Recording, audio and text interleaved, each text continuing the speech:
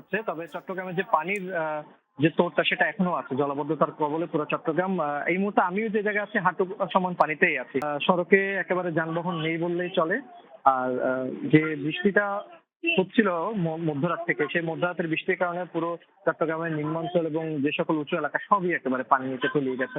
আর এই মুহূর্তে যে পরিস্থিতি, বন্যা যে পরিস্থিতিটা চট্টগ্রামে সৃষ্টি হয়েছে, তার মধ্যে সবচেয়ে ভয়াবহ অবস্থায় আছে চট্টগ্রামের সীতাকুণ্ড, মিরসরাই, ফটিকছড়ি এবং ফটিকছড়ি এবং এই উপজেলাগুলোর প্রায় 20,000-এর বেশি পরিবার এই মুহূর্তে ক্ষতিগ্রস্ত হচ্ছে এবং এই ক্ষতিগ্রস্তদের সহায়তায় 50 মেট্রিক টন চালের ব্যবস্থা করেছে জেলা প্রশাসন। পাশাপাশি বন্যা মোকাবেলায় ইতিমধ্যে 223টি আশ্রয়কেন্দ্র খোলা হয়েছে, 227টি মেডিকেল টিম কিন্তু এই মুহূর্তে অন স্পট চালু আছে।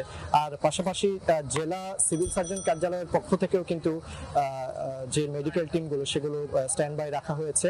একটি কন্ট্রোল রুমও খোলা হয়েছে, যে কোনো রকমের সমস্যায় মেডিকেল রিলেটেড যে কোনো সমস্যায় এই সকল যে কন্ট্রোল রুম নাম্বার সেখানে যোগাযোগ করতে বলা হয়েছে।